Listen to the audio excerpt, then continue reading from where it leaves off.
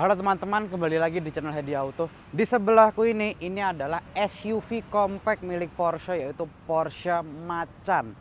Dan ini aku sudah dapat unitnya untuk tes secara lengkap, mulai dari keiritannya, seberapa nyaman mobil ini, dan juga seberapa kencang mobil ini. Dan kita akan lihat semua itu dalam video ini. Nah, sedikit aja, Porsche Macan ini adalah facelift ketiganya sekarang ini, maka dinamakan Porsche Macan 3. Dan aku sudah melakukan review detailnya tentang mobil ini tahun lalu pada saat peluncuran pertamanya di Indonesia. Jadi aku baru dapat tesnya sekarang, bukan karena mereka nggak ada unit tesnya, tapi pada saat itu aku belum punya SIM, dan sekarang sudah punya SIM, bisa tes langsung mobil ini. Mobil ini bentuknya, dari segi bentuk ini sangat sangar sekali, sangat keren sekali dari bagian depan. Interiornya pun juga enak sekali untuk dilihat. Nanti aku bahas semua nanti lebih lanjut lagi. Simak videonya. Ini adalah Porsche Macan.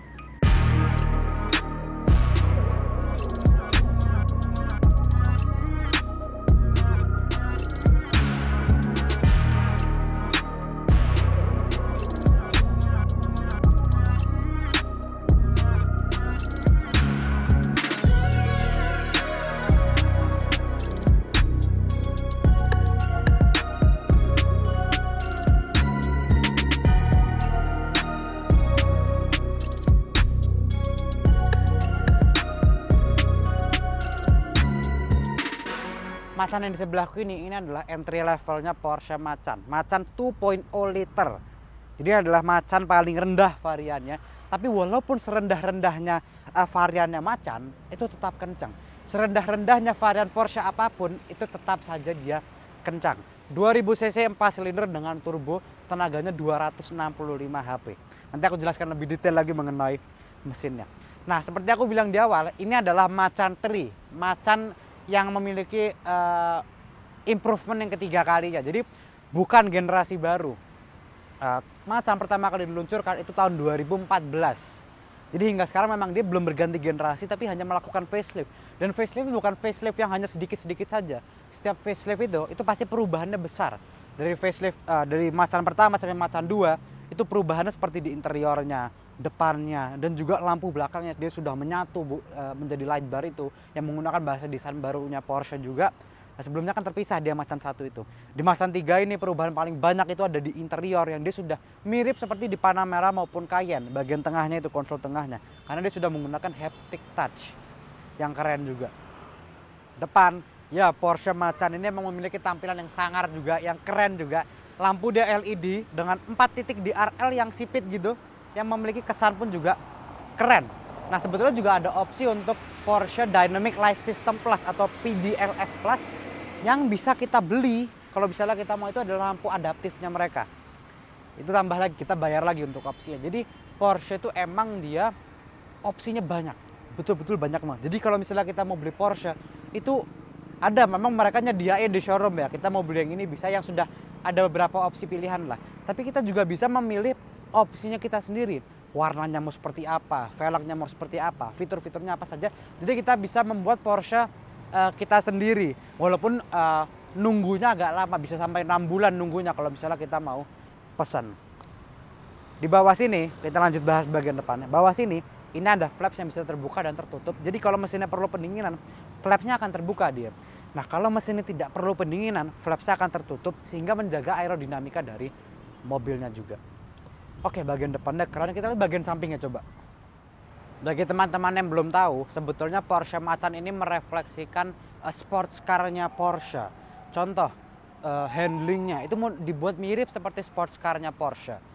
Interiornya, kalau interiornya ini mirip dengan Porsche 718. Hanya saja perbedaannya dia menggunakan haptic touch di bagian tengahnya.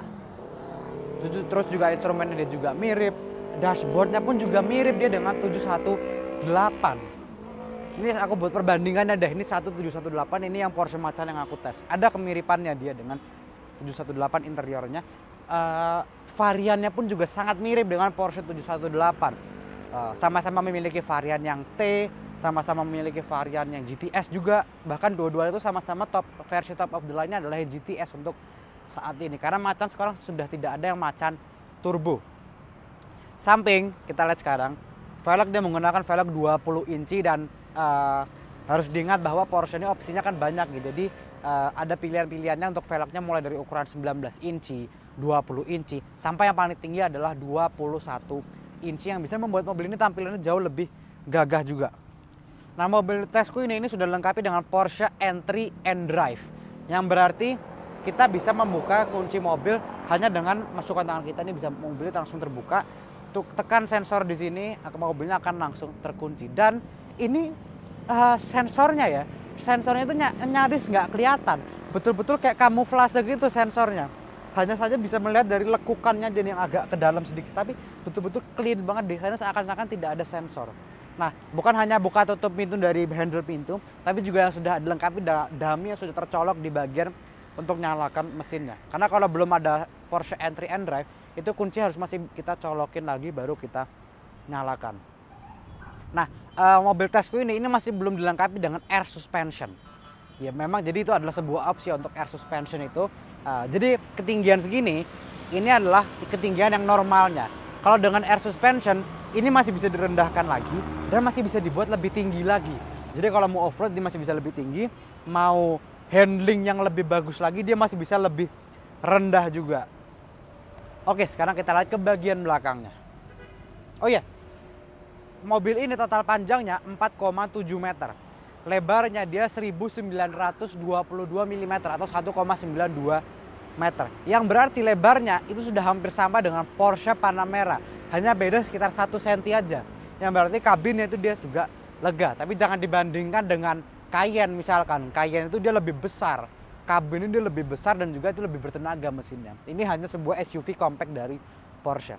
Belakangnya, bagian belakang memang dia sudah menggunakan bahasa desain terbaru dari Porsche, yaitu lampu yang menyambung dari ujung sampai ujung, dan itu sudah menjadi ciri khasnya Porsche seperti di Panamera, Cayenne dan juga 911, kecuali Porsche 718. Dia tidak memiliki light bar seperti ini, jadi hanya garis hitam saja kalau misalnya 718. Di sini ada logo Macan sama ada logo Porsche di sini. Knalpot ada 2 di bawah, ada 2 di kanan dan di kiri, dan suaranya pun juga bisa dibilang cukup merdu ya. Tapi ini baru yang knalpot standar aja, masih ada opsi untuk yang sport exhaust yang suaranya bisa lebih keren lagi dari ini. Nanti kita coba dengarkan suaranya. Nah, membuka bagasinya ini cukup unik. Nggak ada di sini, nggak ada di sini. Membukanya di sini. Kita tekan saja di sini. Membukanya di bagian wiper atas itu. Jadi betul-betul clean banget desainnya yang bagian belakang ini. Nah, bagasinya ya khasnya ya. Jadi tetap walaupun mobil ini mau dibuat seperti sports car, handling seperti sports car, bentuk seperti sports car, tapi mereka tidak melupakan kepraktisannya.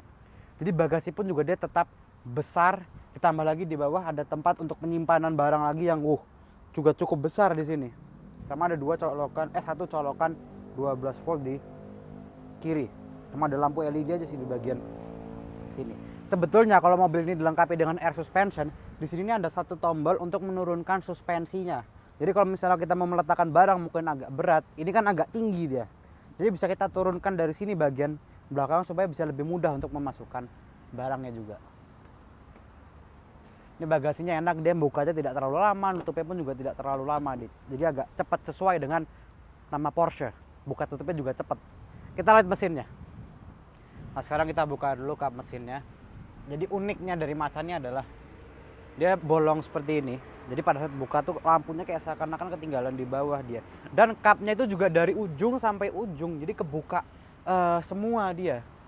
Nah, mesinnya dia seperti aku bilang, ini adalah Macan basic, Macan paling rendah variannya. Entry level dari Macan. Mesinnya dia 2000 cc, 4 silinder dengan turbo, menghasilkan tenaga 265 HP serta torsinya 400 Nm. Jadi memang dari Macan 2 ke Macan 3 itu mengalami kenaikan tenaga. Tenaganya naik 13 HP, torsinya naik 30 Nm. Tapi mereka juga berhasil ya. Walaupun mereka berhasil menaikkan tenaga, tapi emission itu tetap sama. Jadi sangat luar biasa juga untuk Porsche ini. Tenaga dan torsi itu disalurkan ke 4 roda melalui transmisi 7-speed PDK. PDK itu singkatan dari Porsche Doppel kopling ganda Porsche. Jadi transmisi dual clutch Porsche yang perpindahannya itu luar biasa cepatnya pada saat pindah gigi. Dan aku juga sudah mencoba waktu itu di Panamera. Di sini kita coba juga nanti. Akselerasi 0 sampai 100 km per jamnya tuntas hanya dalam 6,2 detik 0 sampai 100-nya. Klaim dari Porsche. Nah, biasanya klaimnya Porsche itu lebih lambat dari aktualnya. Mungkin nanti kita coba, mungkin bisa jadi dia 6 detikan atau 5,9 detik bahkan. Nanti kita coba untuk akselerasinya. Sekarang kita lihat interiornya. Dan membuka kap mesinnya ya. Ini juga lihat nih. Cepat juga. Bagian belakangnya, ya memang kalau kita punya Macan kita bukan duduk di sini, duduknya di depan ya. Tinggiku 179 cm, sisa legroomnya dia lumayan, hanya 4 jari aja. Ini adalah posisi berkendaraku. Sisa headroomnya juga dia nggak begitu banyak. Jadi memang kalau misalnya kita punya Macan, itu kita pasti duduknya di bagian depan. Kalau misalnya pengen yang belakangnya lega, ada Cayenne. Cayenne tuh belakangnya dia lega. Tapi ini kalau ini belakangnya ini cukup lega dia belakangnya. Di bawah juga ada tempat untuk meletakkan kaki kita, tapi tetap aja dia cukup nyaman bagian belakangnya. Kursinya dia empuk, ditambah nih di tengahnya ini ada armrest yang besar juga. Dan aku sukanya dari Porsche juga adalah cup holdernya ini di tengah, jadi betul-betul nggak mengganggu sandaran tangan kita sama sekali. Bukan di depan sini dia, ini enak dia. Di sini ini ada untuk mengatur temperatur AC, speaker premium juga karena dia sudah menggunakan Bose. Jadi pada saat kita mau beli Porsche Macan ini mungkin ya, dia sudah dilengkapi dengan 2 pilihan speaker, ada Bose dan ada Burmester. Dan harga speakernya cukup mahal juga, apalagi yang Burmester itu sangat mahal sekali karena dia high end speaker kalau yang Burmester itu. Sedangkan Bose ini suaranya sudah sangat enak juga untuk Bose ini, dan speakernya banyak banget. Di pintu saja kanan kiri sudah ada 2, 4, di belakang ada lagi 2 lagi, sudah ada 6 di bagian belakang ini untuk speakernya. Di depan ada 7, berarti total ada 13 speaker mobil ini. Banyak banget. Kita sekarang lihat ke bagian depan, karena kalau kita memiliki Macan kita pasti nyetir di depan. Kita lihat. Sebetulnya unit tesku ini sudah dilengkapi dengan Porsche Entry and Drive, ya dimana dia sudah ada dummy untuk menyalakan mesin yang tercolok di sini dan tidak bisa dilepas lagi. Tapi entah kenapa sama mereka dicabut, jadi kita harus nyolokin yang ini dulu. Kita colok, kita injek remnya, jadi nyalain tetap harus sambil injek rem ya. Nah, suaranya memang dia tidak sesangar yang seperti mungkin 718 atau Cayenne mungkin deh. Tapi dia masih ada pilihan untuk sport exhaust lagi. Ini kita dengerin coba. Ini pakai mode normal deh. Dan enaknya dia tidak ada soft limiter. Jadi sampai RPM tinggi pun dia masih bisa. Ini pakai mode normal.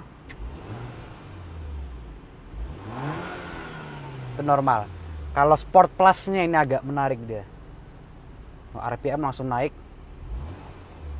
Ada letupannya dia. Ada letupan-letupannya. Ini mungkin suaranya langsung dari bagian belakang.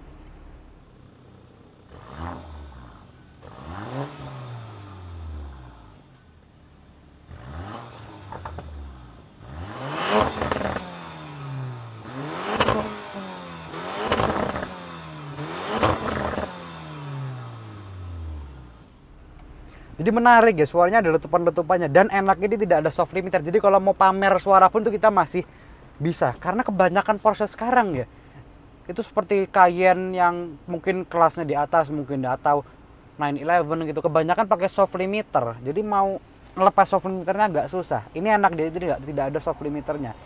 Interiornya seperti aku bilang, yes, dia ada kemiripannya dengan Porsche 718. Perbedaannya hanya saja di bagian tengah sini. Tapi dashboardnya jujur aja mirip dia memang dengan 718. Instrumen dia full analog, hanya saja ada satu digital untuk menampilkan informasi-informasi saja. Dan analog ini ya, memang kalau di Panamera dan Cayenne sudah digital dia, apalagi Cayenne yang baru full digital semua. Tapi entah kenapa kalau yang analog ini lebih sporty kesannya ya.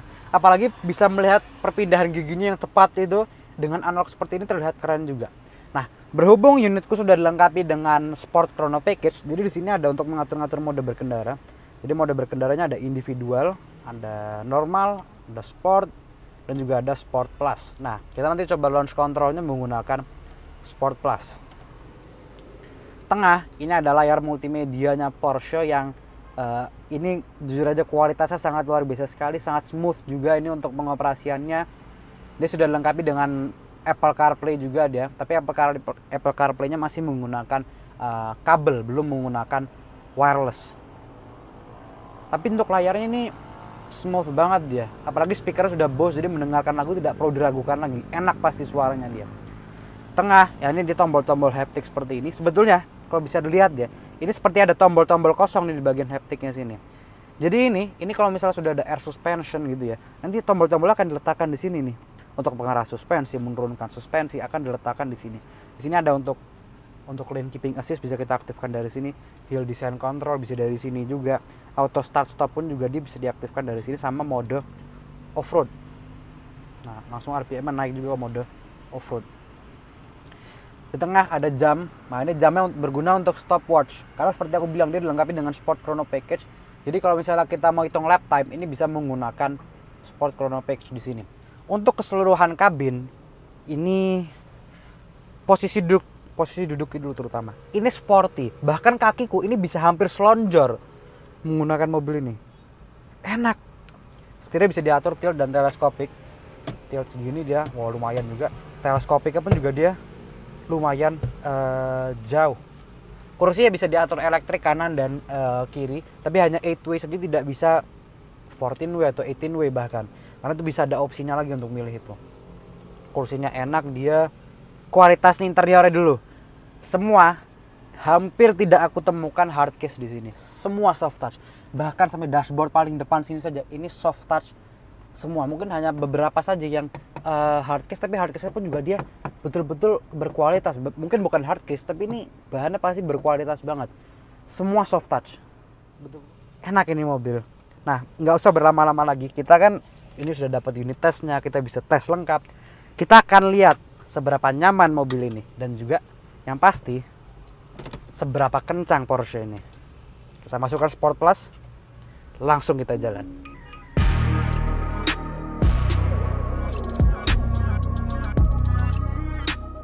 Karena ini adalah sebuah Porsche, jadi hal pertama yang akan kita lakukan adalah tes launch control dari mobil ini. Aktif 1, 2, 3. 80, 90, 100. Udah 120.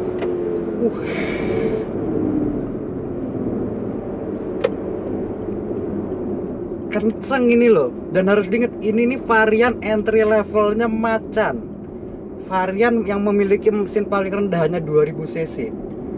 Itu udah berasa kenceng. 0 sampai 100 nya klaim dari Porsche hanya 6,2 detik, tapi Porsche selalu biasanya hasil akselerasinya lebih lambat dari aslinya. Mungkin ini mobil bisa sekitar 6,1 atau 6 detik, bahkan bisa sampai 5 detik. Karena kenceng, itu betul-betul kenceng banget.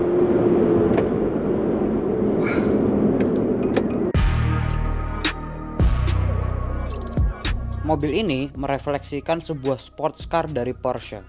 Bagaimana kenyamanan dari mobil ini?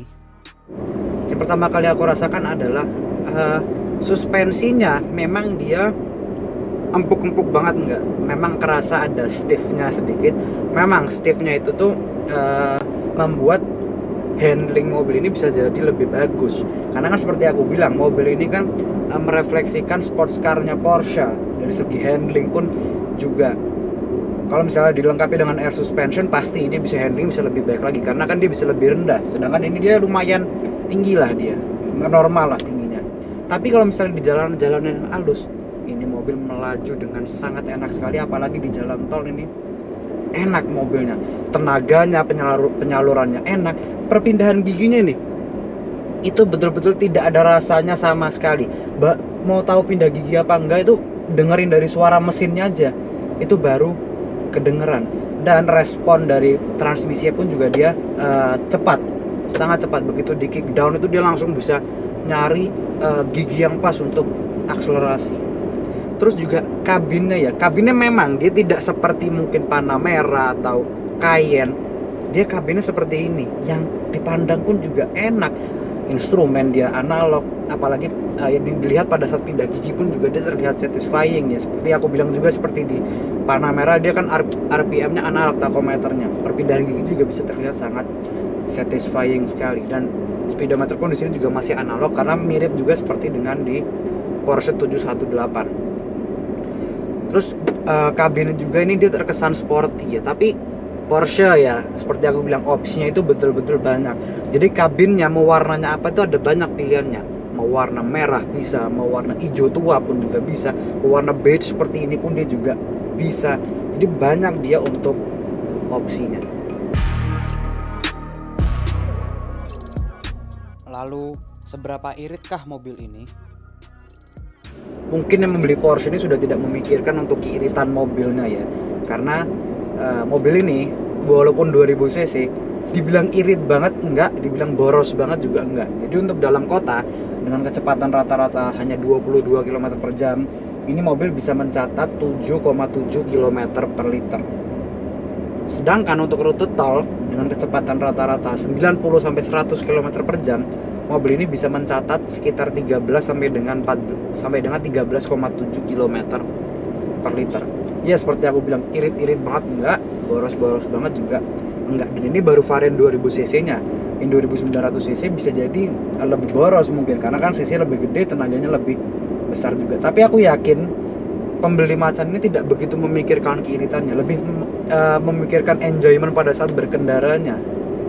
Karena ini mobil yang kencang dan nyaman. Karena ini adalah sebuah Porsche, bagaimanakah pengendalian dari mobil ini? Oke, sekarang kita akan coba untuk handlingnya. Kita coba zigzag sedikit mungkin ya. Setirnya itu direct banget. Dibelokin 90 derajat aja itu beloknya sudah mau banyak. Dia mirip seperti di waktu BMW seri 3 yang aku review waktu itu. Dibelokin sedikit saja itu dia sudah mau belok mobilnya. Dan responnya, wah ya pasti ini Porsche. Apalagi dia merefleksikan sports car. Cepat sekali untuk respon setirnya dia. Dan handlingnya, ya memang ini mobil kalau ada nggak ada air suspension ya, jadi agak normal lah tingginya. Ada body rollnya sedikit, berasa body rollnya. Ya wajar, ini adalah sebuah SUV. Kalau misalnya nggak mau ada body rollnya atau body rollnya minim banget, dia bisa ambil sports car lah, seperti 911 atau mungkin 718. Enak ini untuk handlingnya, dia oke juga. Dan ini mobil juga sudah bisa dibilang track ready. Bisa ini mobil masuk ke track, dikebut di track, di tikungan bisa, karena handlingnya sudah mungkin bisa menyamai sports car-nya Porsche. Apakah Porsche Macan ini memiliki kekurangan?